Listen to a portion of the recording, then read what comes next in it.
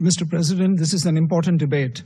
As we complete 80 years of the United Nations, it's a useful moment to reflect on how far the spirit of multilateralism and peaceful settlements of disputes as enshrined in the UN Charter has been realized.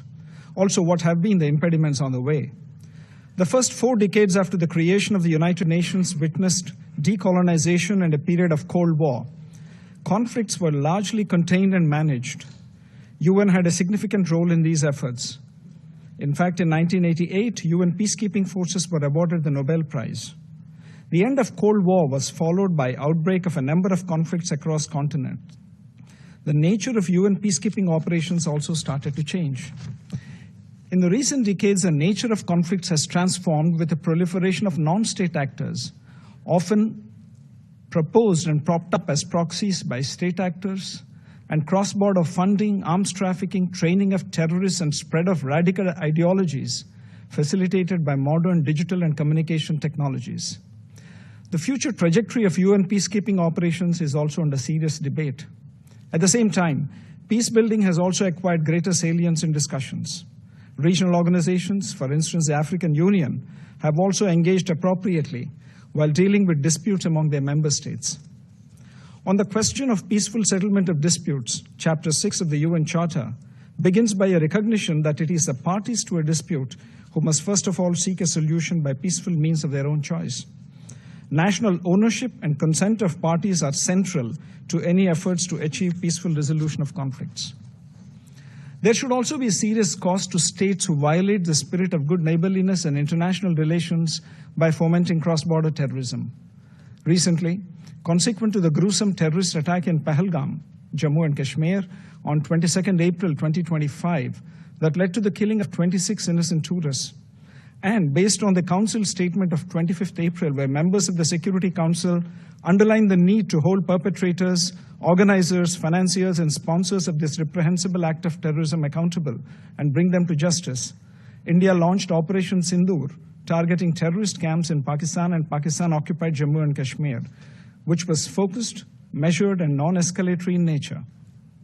On achieving its primary objectives, a cessation of military activities was directly concluded at the request of Pakistan. Mr. President, there cannot be one standard approach to dispute resolution. The changing circumstances and context also need to be taken into account while considering any such efforts. India, as a responsible actor and a founding member of the United Nations, has always actively engaged constructively with partners, especially at the United Nations, in collectively working towards a more peaceful, prosperous, and a just and equitable world. From peace and security to decolonization to fair trade, India remains also the largest contributor to UN peacekeeping forces cumulatively, and a pioneer in promoting women in peacekeeping who have become role models while serving in theaters of conflict. In an interconnected and interdependent world, India values multilateral cooperation to help manage global challenges, including sustainable development, climate action, disaster resilience, and global health. India partners the United Nations in a unique development cooperation initiative and is also among the first responders in humanitarian crises in our region. We are at a time when there are growing doubts about the multilateral system, especially the United Nations.